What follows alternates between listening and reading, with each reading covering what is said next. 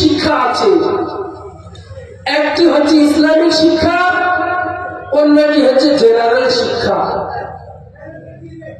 আজকে যদি আমরা মুসলমান দুনিয়ার বুকে ইসলামী শিক্ষায় শিক্ষিত হতে পারতাম, আজ যে আমাদের সামনে যে সমস্ত অন্যায়গুলো ভেসে আসছে, জুলুমগুলো ভেসে আসছে, অত্যাচারগুলো ভেসে আসছে, এগুলো আসতো না। এগুলো আসার একটাই কারণ যে আমরা ইসলামী শিক্ষায় শিক্ষিত নয়, আমরা জেনারেল শিক্ষায় শিক্ষিত। এই কারণে এই সমস্যাগুলো ভেসে আসছে। জেনারেল শিক্ষাটা কিভাবে চালু হয়েছে? সর্বপ্রথম জেনারেল শিক্ষা যিনি আবিষ্কার করেছে, তিনি তার নিজ মেধাকে কাজে লাগিয়ে তিনি আবিষ্কার করেছেন। তিনার নিজ মেধাকে উদ্ভাবন করেছেন। তিনি তো কারো কাছে প্রথমে শিক্ষা গ্রহণ করেনি, তিনি তো অলৌকিক ভাবেও শিক্ষা গ্রহণ করেননি। তিনি কি তাইলে মায়ের পেট থেকে শিক্ষা গ্রহণ করে এসেছেন? না। তাহলে তিনি মূর্খ ছিলেন? তিনি কিভাবে শিক্ষা গ্রহণ করলেন? আমাদের প্রথমে জানতে হবে, বিষয়টিকে আমরা মনোযোগ সহকারে বুঝি। যিনি সর্বপ্রথম জেনারেল শিক্ষা উদ্ভাবন করেছিলেন, তিনি চিন্তা ভাবনা করলেন, আমার নিজ মেধাকে কাজে লাগিয়ে এটা ওটা বুঝতে গিয়ে অন্যকে বোঝানোর জন্য একটি পদ্ধতি আবিষ্কার করলেন। যে পদ্ধতি আবিষ্কার করার কারণে মানুষ এরকম ভাবে শিক্ষা অর্জন করতে পারবে, দুনিয়ার বুকে আর মানুষ মূর্খ থাকবে না। তিনি যখন এইভাবে শিক্ষা আবিষ্কার করলেন, সেটা হচ্ছে জেনারেল শিক্ষা। মানুষের উদ্ভিদে সেটা ইলমে শিক্ষা হয় না। ইলমে শিক্ষা, ইলমে জ্ঞান ওটাকে বলে যেটা ওহীর মাধ্যমে আসে। ওহীবিহীন যেগুলো দুনিয়ার মধ্যে আছে সেগুলো ইলমি শিক্ষা নয়, ইসলামিক শিক্ষা নয়। সেগুলো হচ্ছে নিজের বুদ্ধি, নিজের মাথার অভিজ্ঞতা দিয়ে জেনারেল শিক্ষা। ইলমি শিক্ষা ওটা, ইসলামী শিক্ষা ওটা যেটা ওহীর মাধ্যমে আল্লাহ রাব্বুল আলামিন মানুষকে দান করে, ওটি হচ্ছে ইসলামী শিক্ষা। আজকে আমাদের সমাজে শিক্ষার বড় অভাব। আমাদের সমাজে আজ শিক্ষা নেই, এই কারণে আজকে মুসলমান ভাই ভাই মারপিট করে, মুসলমান একে অপরের সঙ্গে দাঙ্গা লাগায়। আজ মুসলমান পার্টি করতে গিয়ে তারা নিজের ভাই ভাই খুন হচ্ছে। কারণটা কি? ইসলামী শিক্ষা নেই। ইসলাম কি শিক্ষা দেয়? ইসলাম কোন জিনিসগুলি শিক্ষা দেয়? এই জন্য আজ থেকে 1400 বছর পূর্বে নবী পাক সাল্লাল্লাহু আলাইহি ওয়াসাল্লাম জানিয়েছেন, তালিবুল ইলমি ফারিজাতু আলা কুল্লি মুসলিমিন। প্রত্যেকটি মুসলমানের জন্য, নারী কিংবা পুরুষ, সকলের জন্য ইলমে জ্ঞান শিক্ষা করা ফরজ। আমরা যদি এই ইলমে জ্ঞান শিক্ষা না করতে পারি, আমাদের মতো হতভাগ্য আর কেউ নেই। দুনিয়ার বুকে ঢালাই খেলায় জীবন কাটিয়ে যাবে, কিন্তু মরণের পরে আখিরাত বলে একটি জীবন আছে, আখিরাত বলে একটি সম্পদ আছে। সেই জিনিসটা যদি আমরা ইসলামী শিক্ষায় শিক্ষিত না হতে পারি, দিনের জ্ঞান যদি না থাকে, ওই জায়গায় আমরা পাগলা হয়ে যাব। আজকে আমাদের হাতে ইসলামী শিক্ষা নেই, এই কারণে আজ মহিলাদের উপরে এতটা নির্যাতন হচ্ছে। দেশের মুখ্যমন্ত্রী নারী হওয়ার পরেও, তিনারা ক্ষমতায় আসার পরে নারীরা কেন লাঞ্ছিত হচ্ছে, অপদস্থ হচ্ছে? দিকে দিকে একটাই কারণ, আপনি যেদিকে যাবেন ইসলামী শিক্ষায় শিক্ষিত নেন। এই কারণে আজকে আমাদের সমাজে ক্যান্সার দেখা দিয়েছে। যদি ইসলামী শিক্ষায় শিক্ষিত হতো আমাদের এই ক্যান্সার দেখা দিত না। আমাদেরকে কি করতে হবে? ইলমে জ্ঞান অর্জন করতে হবে। আল্লাহ রাব্বুল আলামিন বলেন, কুল হাল ইয়াস্তাবিল্লাযীনা ইয়া'লামুন ওয়াল্লাযীনা ইয়া'লামু ওয়াল্লাযীনা লা ইয়া'লামুন ইন্নামা ইয়াতাযাক্কারু উলুল আলবাব। অর্থাৎ হে নবী, আপনি বলে দেন, যারা জানে আর যারা জানে না তারা কখনো সমান হতে পারে না। বুদ্ধিমান লোকেরা, ইমানদার মানুষেরা, জ্ঞানী মানুষেরা উপদেশ গ্রহণ করে। আমাদের শিক্ষার বড় অভাব। কেননা মুসলমান যেদিকে এক ধাপ আগাবে, ইসলামিক শিক্ষা যদি থাকতো, সামনে এক ধাপ পা ফেললে পেছনে এক ধাপ পা ফেললে চিন্তা করার করে ফেলত। কারণ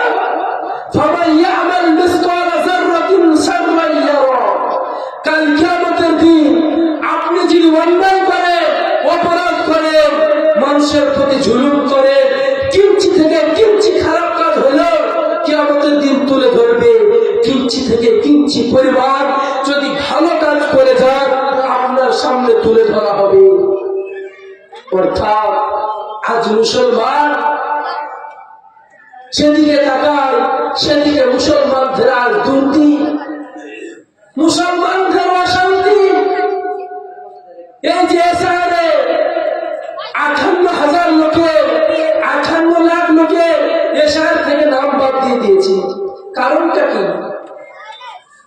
বিজেপি সরকার চাইছে মুসলমানদেরকে যেভাবে হোক এদেরকে দুনিয়ায় রাখা যাবে না, এদেরকে দুনিয়া থেকে বিদায় করতে হবে।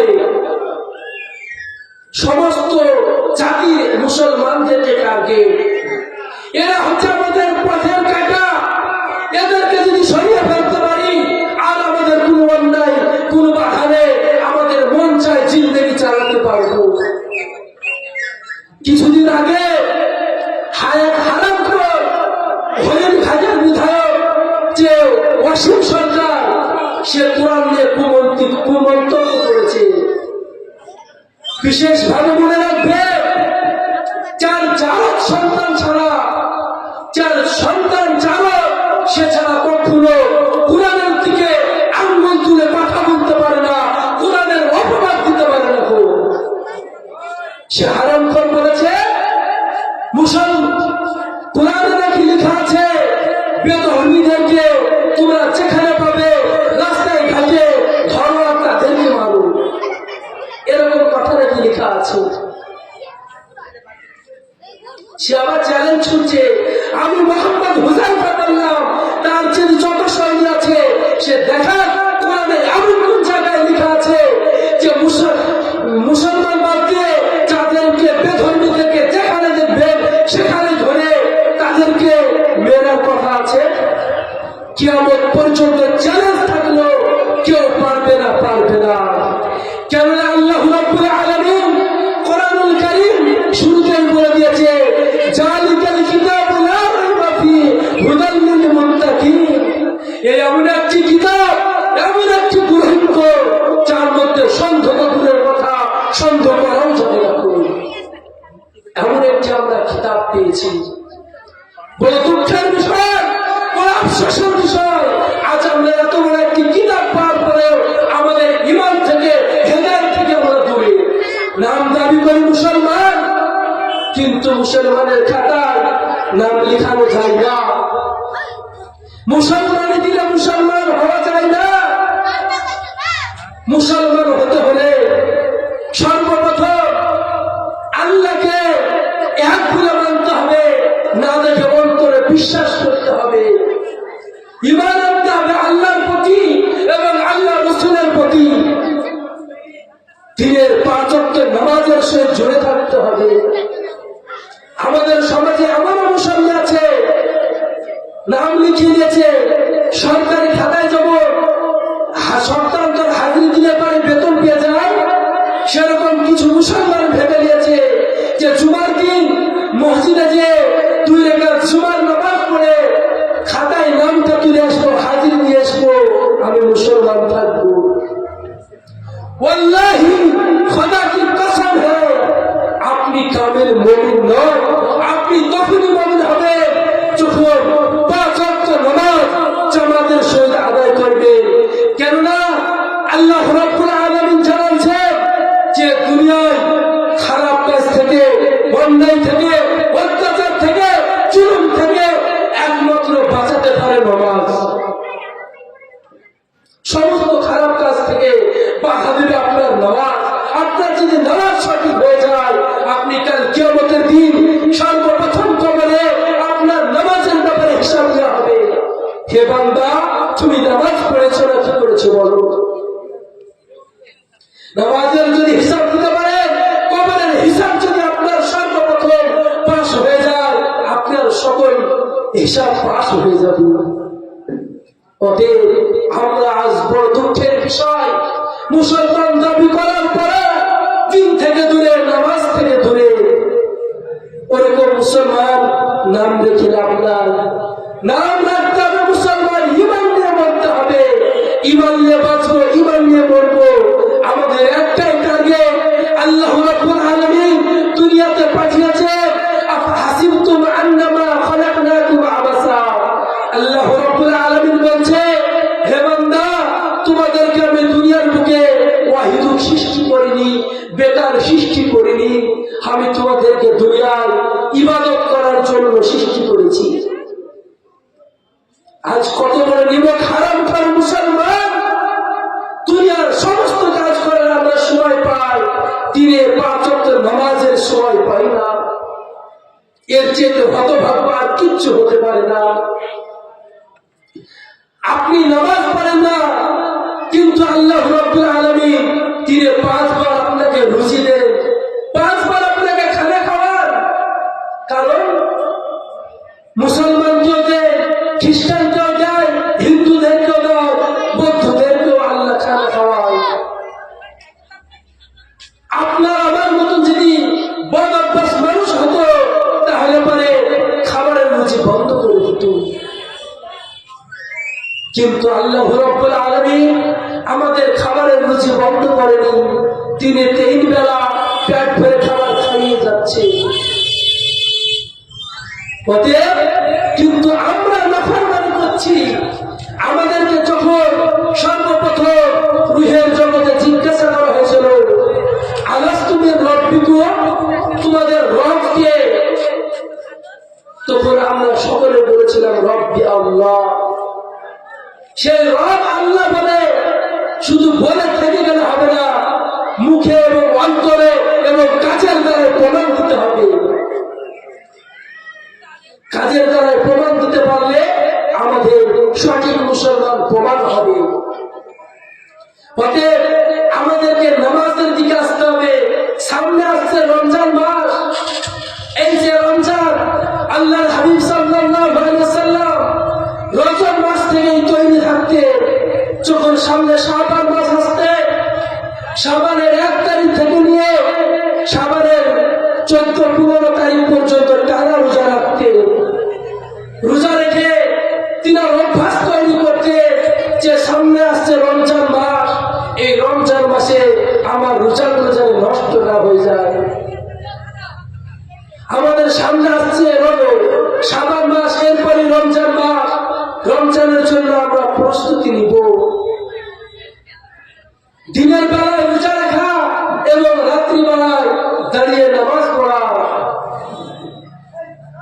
এই নামাজের ব্যাপারে হাদিস শরীফে আল্লাহ রাসূল সাল্লাল্লাহু আলাইহি ওয়াসাল্লাম বলেছেন, মান কামা রমাযানা ওয়া ঈমানান ওয়া ইহতিসাবান কুফিরা লাহু মা তাকাদ্দামা মিন যামবি। কোন ব্যক্তি যদি দিনের বেলায় একিনের সহিত রোজা রাখলো এবং রাত্রি বেলায় একিনের সহিত আশা করে নামাজে দাঁড়ালো, আল্লাহ রাব্বুল আলামিন বলে গুফিরা লাহু মা তাকাদ্দামা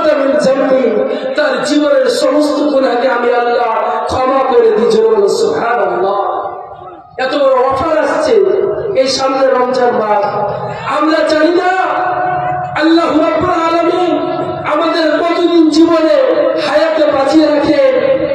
সামনে রমজান পাবো কিনা আমাদের কারো গ্যারেন্টি নাই।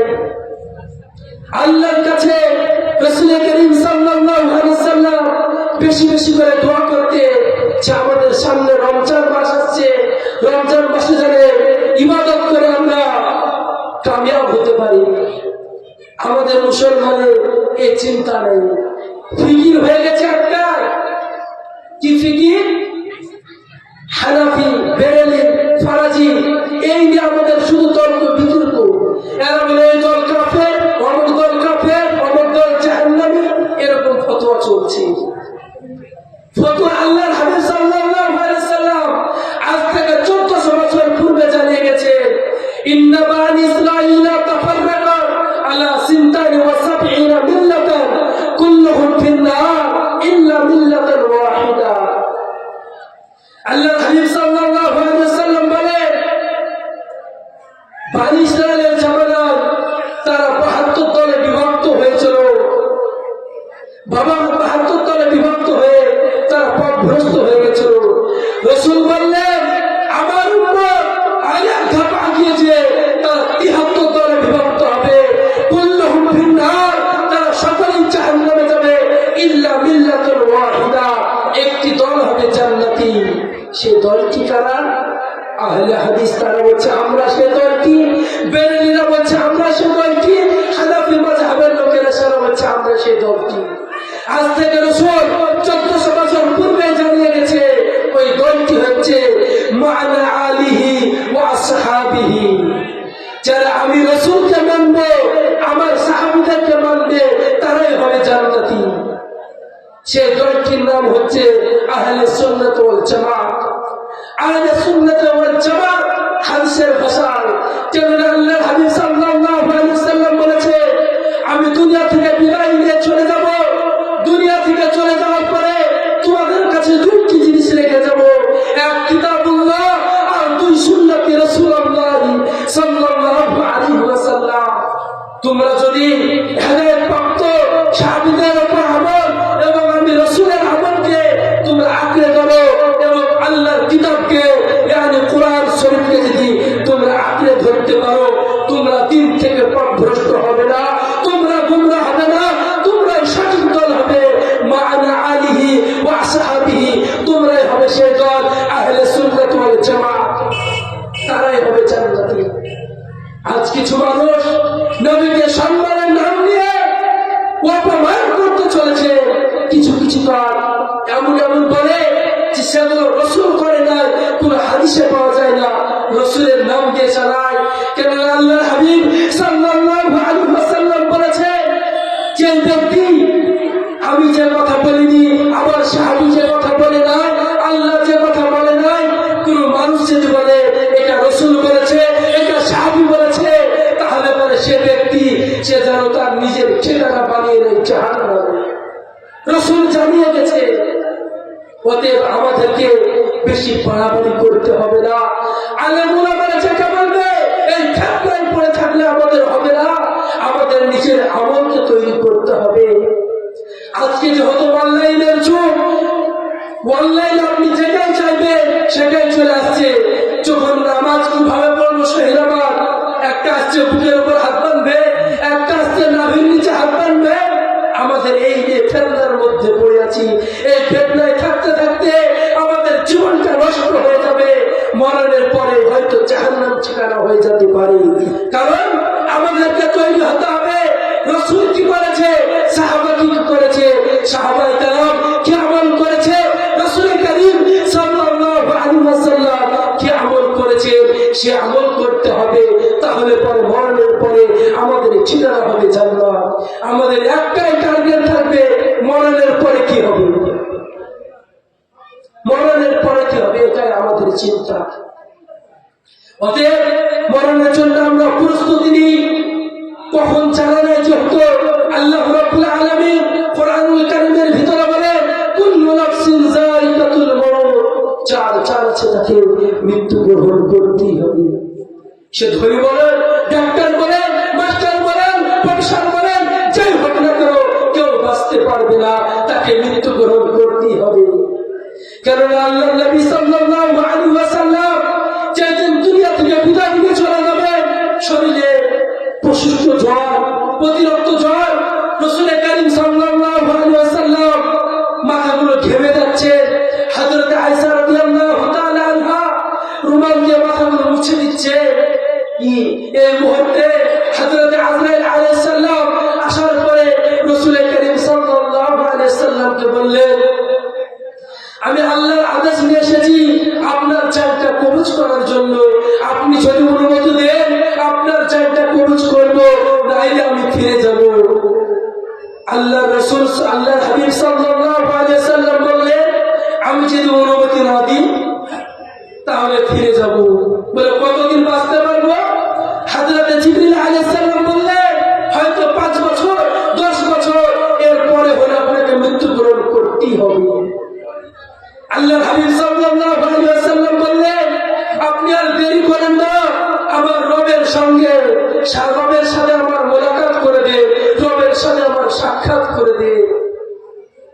যখন আল্লাহর হাবিব সাল্লাল্লাহু আলাইহি ওয়াসাল্লামের জানটা কবজ করার জন্য বুকের উপর ডান হাতটা রাখা হয়েছে, আল্লাহর হাবিব সাল্লাল্লাহু আলাইহি ওয়াসাল্লাম এতটা পরিমাণে কষ্ট পাচ্ছিলেন, মনে হচ্ছে বহুত পাহাড় আমার বুকের উপর চাপানো হচ্ছে। হযরত আজরাইলকে বললেন, আপনি হাতটা সরিয়ে দেন, এতটা কষ্ট হচ্ছে, বুকের উপর বহুত পাহাড় আমার চাপানো হচ্ছে, আমি সহ্য করতে পারছি না। আমার যদি এরকম কষ্ট হয় আমার উম্মতের কতটা কষ্ট হবে। কেমন নবী ছিল, কেমন মায়ার রাসূল ছিল, সারা জীবন উম্মতের ফিকির করেছেন। উম্মতের ফিকির, উম্মতের কি হবে? কাল কিয়ামতের ময়দানে রাসূল কারীম সাল্লাল্লাহু আলাইহি ওয়াসাল্লাম তিনি তার সন্তানের জন্য কাঁদবেন না, তিনার স্ত্রীদের জন্য কান্না করবেন না, তিনার আদরের লাতি হাসান হুসাইনের জন্য কান্না করবে না, আদরের টুকরা হযরত ফাতেমাতুল জোহরা রাদিয়াল্লাহু তাআলা আনহা তিনার জন্য কান্না করবেন না। তিনি কান্না করবে শুধু আমার উম্মতের কি হবে, উম্মতের কি হবে। ইয়া রাব্বি নাফসি, ইয়া রাব্বি উম্মতি, ইয়া রাব্বি উম্মতি। ওই কিয়ামতের দিনে সকল নবীরা বলবে, ইয়া রাব্বি নাফসি, ইয়া রাব্বি নাফসি। শুধুমাত্র আপনার আমার নবী পাক সাল্লাল্লাহু আলাইহি ওয়াসাল্লাম তিনি বলবেন, ইয়া রাব্বি উম্মতি, ইয়া রাব্বি উম্মতি। আমার উম্মতের কি হবে? যে রাসূল সারাটি জীবন উম্মতের ফিকির করতে করতে দুনিয়া থেকে বিদায় নিলেন, সেই রাসূলের বুকে যখন এতটা চাপ হয়, এতটা শাস্তি হয়, আপনি আমি বলি আমরা কতটা গুনাহগার, আমাদের মৌতের যন্ত্রণা কতটা বেশি হবে। এক একটি নবী 40 জন পুরুষের মতন ক্ষমতা থাকতেন, তিনার যদি এতটা কষ্ট হয় আপনার আমার কতটা কষ্ট হতে পারে। একটু ভেবে দেখেছেন? একটু চিন্তা করুন, একটু ফিকির করুন যে দুনিয়া থেকে তো বিদায় নিতে হবে। যে আজরাইল আলাইহিস সালাম যখন আসবে, আমার জানটা যখন কবজ করবে, কতটা আমার কষ্ট হবে। একটু ফিকির করুন, রাত্রিবেলা শুয়ে বালিশে মাথা দিয়ে ফিকির করুন। কিন্তু হযরত আজরাইল আলাইহিস সালাম বললেন, আপনার উম্মতেরা এর চেয়ে তো আসান বিষয়ে জান কবজ হয়ে যেতে পারে। রাসূল বললেন, কি করলে? হযরত জিবরিল আলাইহিস সালাম বললেন, ইয়া রাসূলুল্লাহ, ইয়া হাবিবাল্লাহ, আপনার উম্মতেরা যদি 5 ওয়াক্ত সালাত আদায় করে, 5 ওয়াক্ত নামাজ আদায় করে, 5 ওয়াক্ত নামাজের পরে যদি সূরা বাকারার 255 নম্বর আয়াত, যেটাকে আয়াতুল কুরসি বলা হয়, সেটাকে যদি পাঠ করে, তার চেয়ে তো আশার অনুসরণে জান হবে, জান কবজ করে নেওয়া হবে। বলা হয়েছে, সন্তান যদি মায়ের কোলে দুধ পান করতে করতে সন্তান ঘুমিয়ে যায়, এরকম ভাবে তার জান কবজ করে নেওয়া হবে। এমন উদাহরণ দেওয়া হয়েছে, আগার মধ্যে যদি চুল রেখে দেয়, চুলটা যদি টেনে বের করে, আগা জানতে পারে না গো, আপনার উন্নতে ওই রকম আসানের সহিত জানটা কবজ করা হবে। যদি আপনার উম্মতেরা 5 ওয়াক্ত ফরজ নামাজের পরে আয়াতুল কুরসির যদি আমলটা জারি রাখে। হযরত ইদ্রিস আলাইহিস সালাম হযরত আজরাইল আলাইহিস সালামের সঙ্গে দোস্তি করেছিলেন আর বললেন, যদি আপনি আমার সঙ্গে দোস্তি করছেন ঠিক আছে, কিন্তু আমি একটি জিনিস জানতে চাই। বলে কি? যে মরণের যন্ত্রণা নাকি আছে, এটা আমি জানতে চাই। তো আজরাইল আলাইহিস সালাম আল্লাহকে বললেন, ও আল্লাহ, আপনার এক নবী তিনি মরণের যন্ত্রণা জানতে চাইছে। আল্লাহ রাব্বুল আলামিন বললেন যে ওই নবী জানটা কবজ করে নিয়ে আবার ফিরে দাও। যখন আল্লাহর আদেশে তার জানটাকে কবজ করে নিলে, তারপরে যখন জানটা কবজ করা হলো, তারপরে যখন আবার ফিরিয়ে দেওয়া হলো, তখন হযরত ইদ্রিস আলাইহিস সালামকে জিজ্ঞাসা করা হলো যে আপনার কেমন কষ্ট হয়েছে, আপনার কতটা যন্ত্রণা হয়েছে। হযরত ইদ্রিস আলাইহিস সালাম বলছে, একটা খাসি ছাগলকে যদি চামড়া ছিঁড়ে নিয়ে জবাই না করে লবণ লাগিয়ে দেয়, এতটা পরিমাণে কষ্ট হয়, তার চেয়ে তো আমার দ্বিগুণ বেশি কষ্ট হচ্ছিল। একটু চিন্তা করুন, নবীদের যদি এরকম শাস্তি হয়, নবীদের যদি এরকম জান কবজের শাস্তি কষ্ট হয়, তাহলে পরে আপনার আমার কেমন হতে পারে? যে নবী দিনের মধ্যে 70 বারের বেশি ইস্তেগফার করতে, যিনারা মাসুম, যার আগের নেই গুনাহ, যার পরের নেই গুনাহ, তিনারা ইস্তেগফার করতে। ইস্তেগফারের একটি ছোট্ট আমল শুনুন। এক সাহাবী, একজন ব্যক্তি ইস্তেগফার করে, রুটি তৈরি করে তো আস্তাগফিরুল্লাহ, রুটি বলেন তো আস্তাগফিরুল্লাহ, যখন চুলোতে দেয় তারপরে বলে আস্তাগফিরুল্লাহ। তিনার ইস্তেগফারের এতটা বড় আমল ছিল, তিনি আমল করতে করতে সে জামানার ইমাম আহমদ বিন হাম্বল রাহমাতুল্লাহ আলাইহি, তিনি একজন ইমাম, 4 জন বিখ্যাত ইমামের মধ্যে একজন ইমাম আহমদ বিন হাম্বল রাহমাতুল্লাহ আলাইহি। তিনি হাদিস কালেকশন করছিলেন। হাদিস কালেকশন করতে করতে রাত্রিবেলায় মসজিদের মধ্যে এশার নামাজ পড়ে বললে, আমি রাতটা এই মসজিদে কাটাবো, তারপর এখান থেকে বেরিয়ে যাব, যাওয়ার পর আবার হাদিস কালেকশন করব। যখন তিনি মসজিদে থাকতে চাইলে, মসজিদের খাদিম বললেন, না না, মসজিদে থাকা হবে না, বেরিয়ে যাও। ইমাম আহমদ বিন হাম্বল রাহমাতুল্লাহ আলাইহি তিনি মসজিদ থেকে বেরিয়ে গেলেন। রাস্তায় চলতে চলতে দেখেন একজন ব্যক্তি রুটি তৈরি করছে। তিনার কাছে যাওয়ার পর বলেন, ভাই, এই প্রচন্ড শীত পড়ছে, এই শীতের সময় আপনার চুলা থেকে কি আমি তাপ নিতে পারি?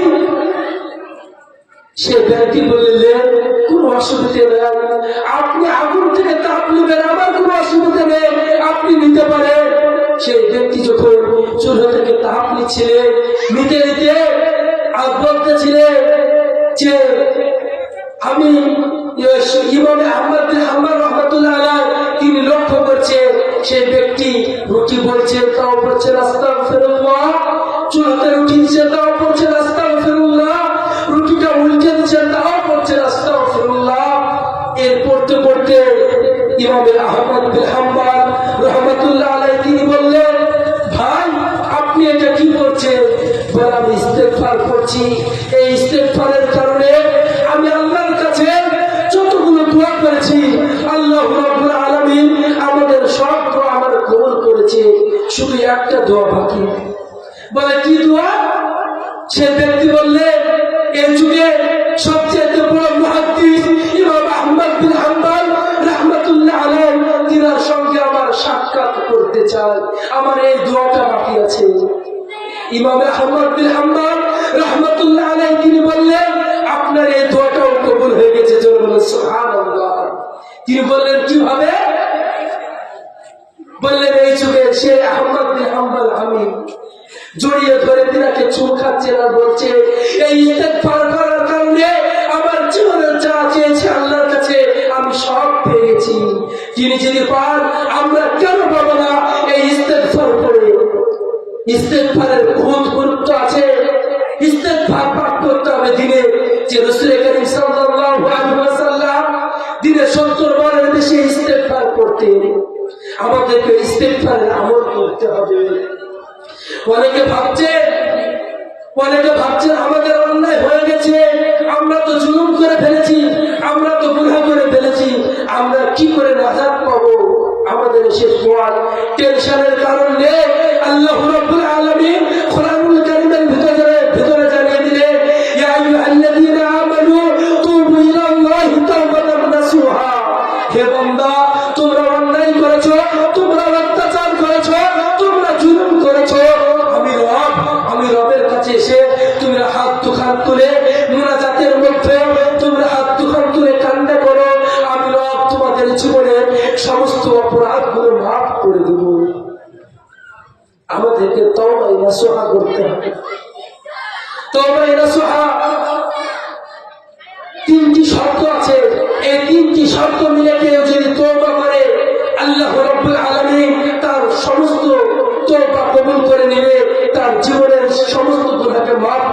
বলুন সুবহানাল্লাহ।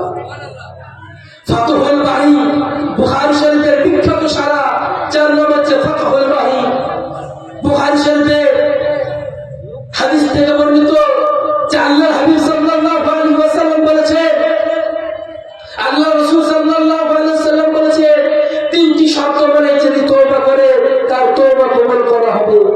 1 নম্বর, যে ব্যক্তি তওবা করবে তার জীবনে যে সমস্ত অপরাধ করেছে, যা গুনাহ করেছে, সেই গুনাহের জন্য লজ্জিত হতে হবে। সেই গুনাহের জন্য লজ্জিত হতে হবে, আমি অন্যায় করে ফেলেছি, আফসোস করতে হবে। 2 নম্বর, মনে মনে ঘৃণা করতে হবে গুনাহকে, আর জীবনে বেঁচে থাকতে ওই গুনাহ করবে না। 3 নম্বর, পাকা দিনে সাচ্চা মনে তওবা করতে হবে। আপনি যদি এই 3টি শর্ত মেনে তওবা করেন, আল্লাহ রাব্বুল আলামিন বলে, বান্দা তওবা করতে দেরি, আমি মাফ করতে দেরি না। কেননা কোরআনুল কারীম জানিয়ে দিয়েছে, ইয়া আইয়ুহাল্লাযীনা আমানু তুবু ইলাল্লাহি তাওবাতান নাসুহা, তওবায়ে নাসুহা করতে হবে। এই তওবায়ে নাসুহা করতে হবে। তওবা যদি একজন ব্যক্তি 99 জনকে 100 জনকে হত্যা করেছে, শেষ পর্যন্ত 100 জন 99 জনকে হত্যা করে রাস্তাতে হাঁটতে শুরু করেছে, একজন ইহুদি দরবেশের সঙ্গে তার সাক্ষাৎ হয়ে গেল। যখন ইহুদি দরবেশের সঙ্গে সাক্ষাৎ হয়ে গেল, তিনি বলছেন, আমি যে 99 জনকে হত্যা করেছি, আমার কি ক্ষমার কোন রাস্তা আছে? আমি কি ক্ষমা পাবো? সেই ইহুদি দরবেশ বললেন, না না, তুমি ক্ষমা পাবে না। তিনি আরো আবেগ হয়ে গেলেন, ক্ষমা পাওয়া যাবে না? 99 জনকে এতক্ষণ হত্যা করেছি, তোমাকে আর বাঁচিয়ে রেখে লাভ নাই। তিনার গর্দান উড়িয়ে দিল, 100 জনকে হত্যা হয়ে গেল। তিনার পরে মনে আরো ইচ্ছা জাগলো, আমি তো অন্যায় করে ফেললাম, এতক্ষণ তো 99 জন মানুষকে হত্যা করেছিলাম, এবার 100 জনকে হত্যা করে ফেললাম, এবার কি হবে? রাস্তাতে হাঁটতে হাঁটতে একজন ব্যক্তির সঙ্গে দেখা হলো, ইহুদি আলেমের সঙ্গে দেখা হলো। তিনার সঙ্গে সাক্ষাৎ হওয়ার পর বলে, ভাই আমি 99 জন মানুষকে হত্যা করেছিলাম। করার পরে একজন ব্যক্তিকে জিজ্ঞাসা করলাম, আমার রব কি আমার ক্ষমা করবে? তিনি বলেছেন, না, ক্ষমা করবে না। এই জন্য তিনার গর্দানকে উড়িয়ে দিয়েছিলাম, তিনার গর্দানকে উড়িয়ে দিয়েছিলাম, এবং 100 জন হত্যাকারী এখন আমি, তোমাকে কি করলে আমার ক্ষমা হবে? সেই ইহুদি আলেমটি বললেন, তোমার ক্ষমা হবে, তুমি এখন যাও, বাইতুল মুকাদ্দাসের দিকে রওনা হও। সেদিকে যাওয়ার পরে দেখতে পাবে মসজিদের ভিতরে কিছু মানুষ সিজদার হালাতে আছে, তারা নামাজের হালাতে আছে, তারা ইস্তেগফার করছে, তারা তওবা করছে।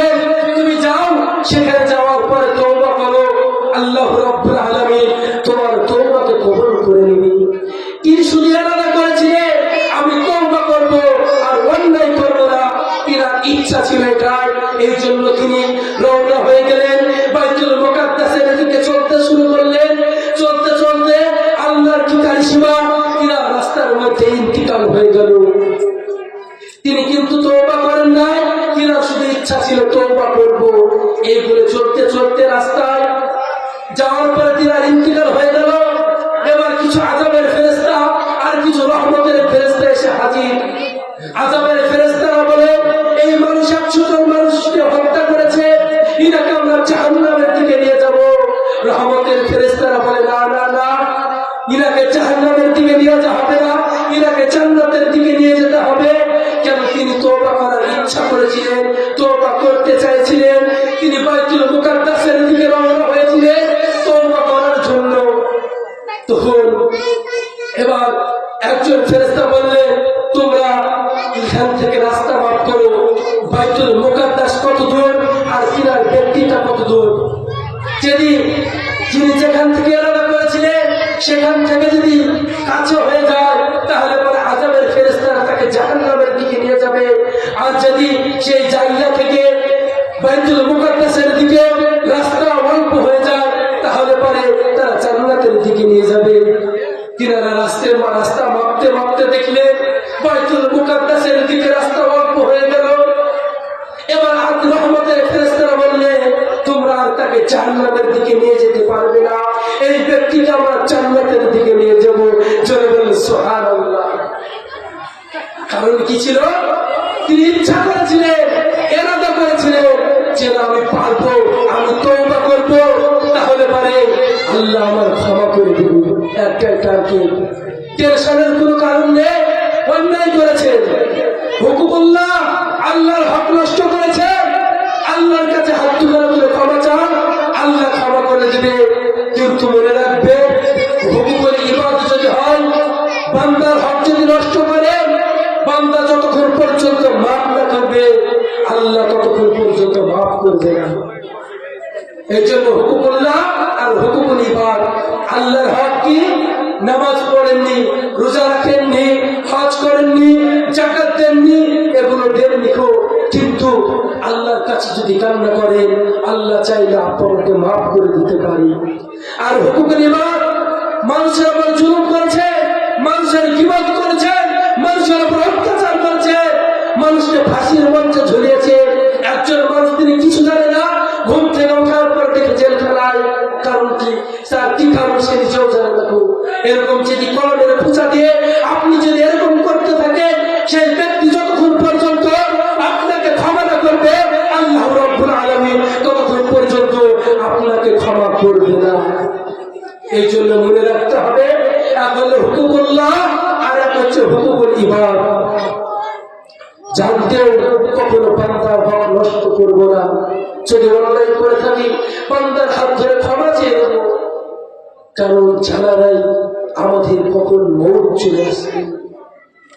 আমরা দুনিয়ায় জানি, প্রথমে আসে দাদা, তারপরে আসে বাবা, তারপরে আসে নাতি, এরকম সিরিয়াল আছে। আমরা এই সিরিয়ালটা জানি যে দুনিয়ায় চলতে হলে এইভাবে আগে দাদা আসবে, তারপরে বাবা আসবে, তারপরে নাতি আসবে, এরকম সিরিয়াল চলবে। কিন্তু আমরা জানি না কবরে কি আগে যাবে। দাদার আগে নাতি যায়, বাপের আগে সন্তান কবরে যায়, এরকম হাজারো ঘটনা আছে। কিন্তু আগে নাতি, তারপরে বাপ, তারপরে দাদা, এরকম নয়, এরকম সিরিয়াল নেই। তাহলে আমাদের মৌত কখন হবে আমরা জানি না। এই জন্য আমাদের তৈরি হয়ে থাকতে হবে। যখন কবরে আমাদেরকে রেখে আসবে, সর্বপ্রথম তিনটি প্রশ্ন করা হবে। আমরা জানি সেই দিন মিসকাত শরীফে পড়ছিলাম না, কবরে চারটি প্রশ্ন করা হবে। বলে কি? আমরা তো জানি মান রব্বুকা, মান নবিয়ুকা, মান দীনুকা, এই তিনটি প্রশ্ন করা হবে। কিন্তু কবরে চারটি প্রশ্ন করা হবে।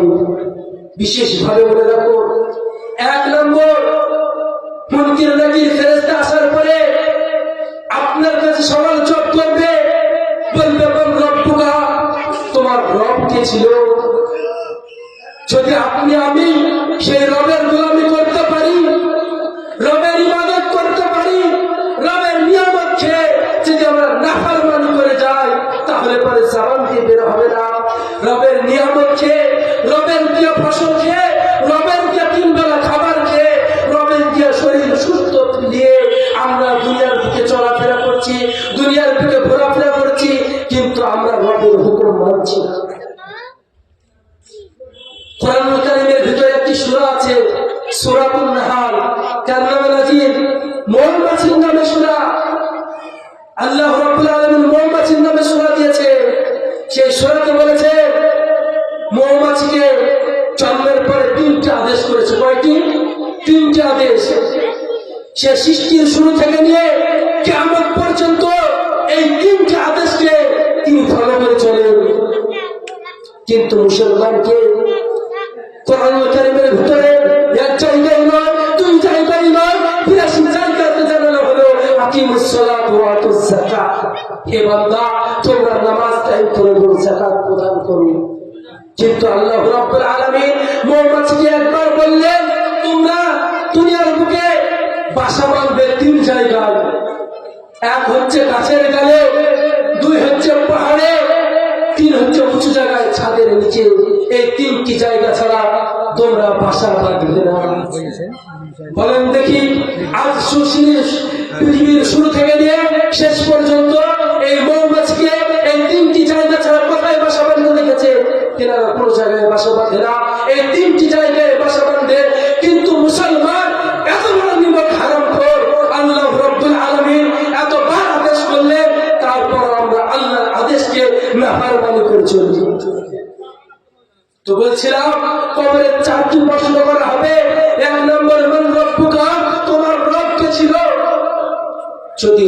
গোলামি করি, রবের ইবাদত করতে পারি, জবান দিয়ে বের হবে রব্বি আল্লাহ। 2 নম্বর মান নবিয়ুকা, তোমার নবী কে ছিল, তোমার নেতা কে ছিল, তোমার সরকার কে ছিল, তুমি দুনিয়ার বুকে কাকে ফলো করে চলেছো? আজকে আমরা দুনিয়ার প্রেসার নিয়ে পড়ে আছি। শাহরুখ খান, সাকিব খান, এদের আমরা টাইটেল নিতে চাই, রসুলের আদর্শ গ্রহণ করতে চাই না। রসুল কি লিবাস পরেছেন? রসুলের লম্বা ছিল দাড়ি, মাথায় ছিল টুপি, পরনে ছিল জুব্বা পাঞ্জাবি। আমরা রসুলের লিবাস পরতে চাই না। অনেকে বলে এগুলো ফকিরের লিবাস, এগুলো হচ্ছে রসুলের লিবাস। রসুলের সুন্নাত যদি মেনে চলি, খাবারের মধ্যে 14টি রসুলের সুন্নাত রয়েছে। এক গ্লাস পানি পান করতে গেলে 5টি সুন্নাত রয়েছে। আমরা এই সুন্নাত গুলো যদি মেনে চলি, আপনি আমি জবান দিয়ে বের হয়ে যাবে মুহাম্মদ রাসূলুল্লাহ সাল্লাল্লাহু আলাইহি ওয়াসাল্লাম। 3 নম্বর প্রশ্ন, মান দীনুকা, তোমার দিন কি ছিল, তোমার ধর্ম কি ছিল, তুমি কোন ধর্মের উপর টিকে ছিলে? সারা পৃথিবীর বুকে একটি হলো ধর্ম, যে ধর্মটি আল্লাহর কাছে পছন্দ। ইন্না দীনা ইনদাল্লাহিল ইসলাম, আল্লাহর কাছে একটি ধর্ম প্রিয়, একটি ধর্ম, সেটি হচ্ছে দ্বীন ইসলাম। ইসলাম ধর্মের উপর ছিল, ইসলামের শরীয়তের উপর ছিল, না কোন ধর্মের উপর ছিল? যদি শরীয়তের, রসুলের কথা, কোরআনের কথা, রসুলের সুন্নাতের পাবন্দি করি, আল্লাহর আদেশকে মেনে চলি, জবান দিয়ে বের হয়ে যাবে দ্বীন আল ইসলাম, আমার দ্বীন ছিল ইসলাম। 4 নম্বর প্রশ্ন, 4 নম্বর প্রশ্ন জিজ্ঞাসা করা হবে, তুমি যেগুলো বললে এগুলো কোথায় পেয়েছো? নকল করে নিয়ে এসে যাও। দুনিয়ার মধ্যে পরীক্ষা দিতে গেলে নকল নিয়ে যায়, টুকলি নিয়ে যায়, সেরকম কি টুকলি নিয়ে এসে তুমি? সেই ব্যক্তি বলবে, না না, আমি নকল করি না, আমি কোরআন থেকে এবং হাদিস থেকে এই প্রশ্নগুলো পেয়েছি। জোরে বলে সুবহানাল্লাহ। 4 নম্বর প্রশ্ন, যদি আমরা এই প্রশ্নগুলো হয়ে যায়, সেই বান্দার জন্য জান্নাতের বিছানা বিছিয়ে দেওয়া হবে, জান্নাতের দরওয়াজা খুলে দেওয়া হবে। তিনি সেখান থেকে দেখাবে, যতদূর চোখের দৃষ্টি যাবে ততদূর জান্নাতের ফল ফুলতে ভরা, জান্নাতের নিয়ামত তিনি ভোগ করতে থাকবেন। তিনাকে এমন একটা ঘুম দেওয়া হবে, কিয়ামত পর্যন্ত তিনি আর ঘুমে কাটিয়ে দিবে। কিয়ামতের দিন যখন তোলা হবে, তখন বলবে, আমাদের ঘুম কে ভাঙালো? আমরা তো যেমনই ঘুমালাম, আমাদের ঘুম কে ভাঙালো? যদি আমল করতে পারি, যদি আমরা আমল না করতে পারি, এই প্রশ্নের যদি উত্তর না দিতে পারি, দুনিয়ার বুকে যদি বাতিল হয়ে থাকি, বেঈমান হয়ে থাকি, বেঈমান হয়ে যদি মারা যায়, আপনার আমার জবান দিয়ে এই উত্তরগুলো বের হবে না। তখন আযাবের ফেরেশতা এমন কবরের বুকে পাঠানো হবে যে কবরে এমন ফেরেশতা পাঠানো হবে যে কানে শুনতে পাই না, চোখে দেখতে পাই না, এমন অন্ধ ফেরেশতাকে পাঠানো হবে, এমন ভাবে পিটাতে শুরু করবে, মারতে মারতে হাড় গুঁড়ো করে দেবে। কবরে এমন চাপ দিয়ে হবে, 2 পাশের মাটি এমন ভাবে চাপ দিবে, এই পাঁজরে হাড়কে জড়ো করে দিবে। তৈরি হয়ে যায়। দুনিয়ায় কেউ কাউরিন না, দুনিয়ায় কেউ কাউরিন না, কেউ কাউরির জন্য থাকবে না। কেননা কোরআন যা আছে, ইয়াউমা ইয়াফিরুল মারউ মিন আখিহি ওয়া উম্মিহি ওয়া আবিহি ওয়া সাহিবাতিহি ওয়া বানিহি। সর্বপ্রথম কাল কিয়ামতের দিনে আপনার ভাই আপনাকে দেখে দৌড়াবে। আপনার আপন ভাই, দুনিয়ার বুকে যদি কোনো ঝামেলা ঝড়তে হয়, তাহলে পরে আপনাকে কি করে? সাপোর্ট করে ভাই পাশে দিয়ে দাঁড়ায়। আর যদি সব আপন ভাই দাঁড়ায়, আর কিয়ামতের দিনে আপন ভাই দৌড় দিবি, বলছি এমন দৌড়াবে, ইয়াউমা ইয়াফিরু ফাররা ইয়াফিরু ভাগনা, এমন তাকে দৌড়াবে, বাঘ দেখলে যেমন মানুষ দৌড়ায়, তার চেয়ে বেশি দৌড়াবে নিজের আপন ভাই। তারপরে উম্মিহি, আপনার মা, ও আবিহি, আপনার বাপ, আপনার বাপ, আপনার বোন, আপনার স্ত্রী, এইভাবে 7জন লোক আপন জনকে দেখে দৌড়াবে। একটি নেকির জন্য চাইলে নেকি পাবেন না। এই জন্যে দুনিয়ায় থাকতে আমল করুন, আমল তৈরি করুন, সৎ আমল করুন, সৎ আমল তৈরি করুন। নেক আমল যদি তৈরি করে যেতে পারি কবরটা হয়ে যাবে জান্নাত। কেন? তাহলে পরে কবর ডাক দিয়ে বলে, আমি অন্ধকার ঘর, আমি কিড়া মাকুড়ের ঘর, আমি পোকা মাকুড়ের ঘর। এই কবরে যখন আসবে তোমার বাতি নিয়ে এসো, আলো নিয়ে এসো। বাতি কি? নামাজ যদি পড়েন, নামাজ আপনার কবরে নূর হয়ে যাবে, আপনার দলিল হয়ে যাবে। ওই নামাজ আপনার জন্য নূর আমল হবে, কবরটা আলো হয়ে যাবে। আর যদি নামাজ না পড়ে, ইবাদত যদি না করে, অন্ধকার হয়ে যাবে।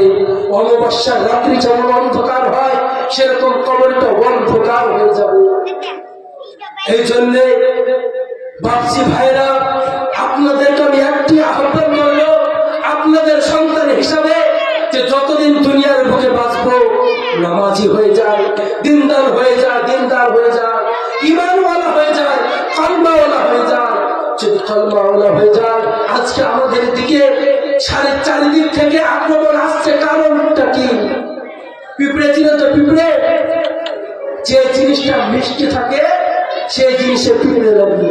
করিলা তিতো জিনিস, তাতে পিঁপড়ে লাগে না।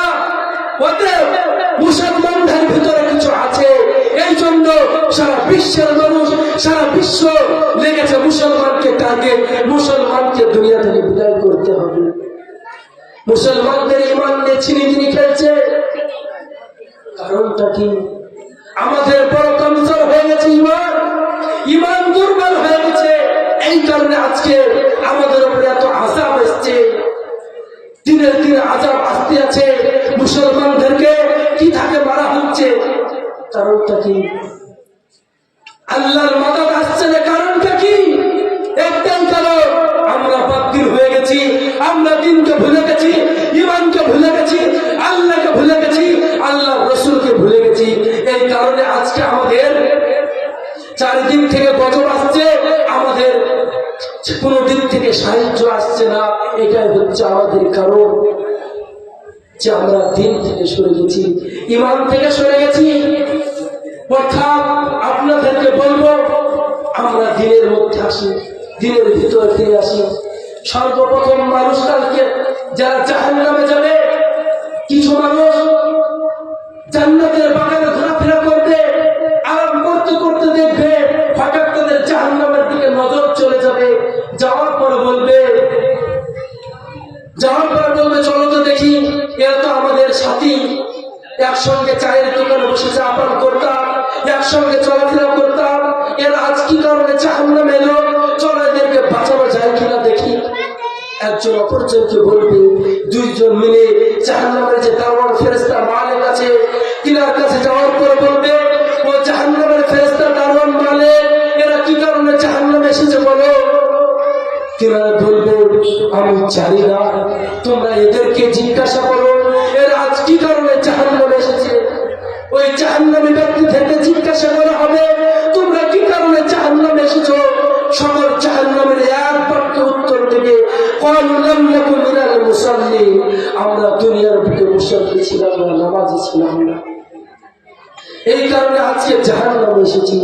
দুই নম্বর যে কারণটা, সেটা বলবে, আমরা ওয়ালাম নাকু নুতঈমুল মিসকিন, ফকির মিসকিনদের খাবার দিতাম না, তাদেরকে উৎসাহ দিতাম না, এই কারণে আজকে আমরা জাহান্নামে এসেছি। তার জন্য জাহান্নামে যাওয়ার কয়েকটি কারণ আছে।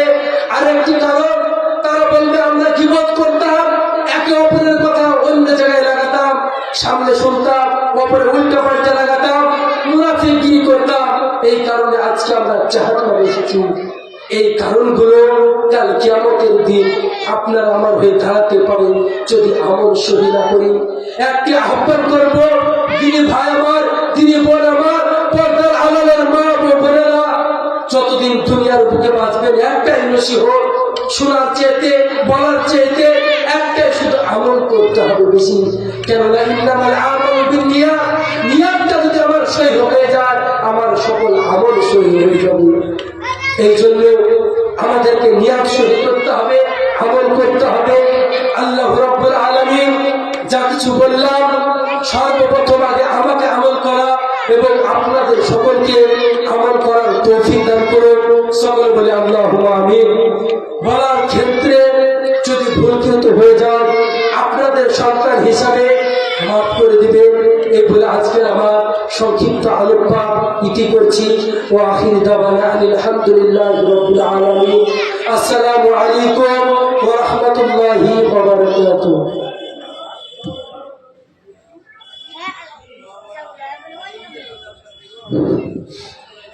আপনারা শুনলেন মৌলানা হুজাইফা সাহেবের, তাকে অশেষ ধন্যবাদ। তিনি কোরআন হাদিসের আলোকে বক্তৃতা রেখেছেন, সুন্দরভাবে আমাদের সামনে বক্তব্য উল্লেখ করেছেন।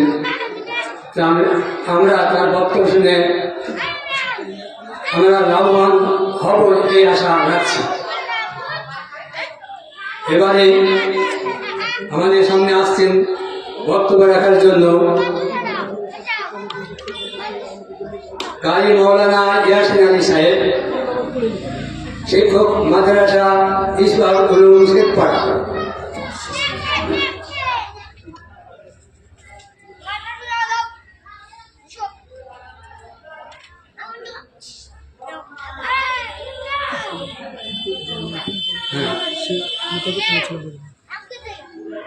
সাতটা থেকে 7টা 15 পর্যন্ত।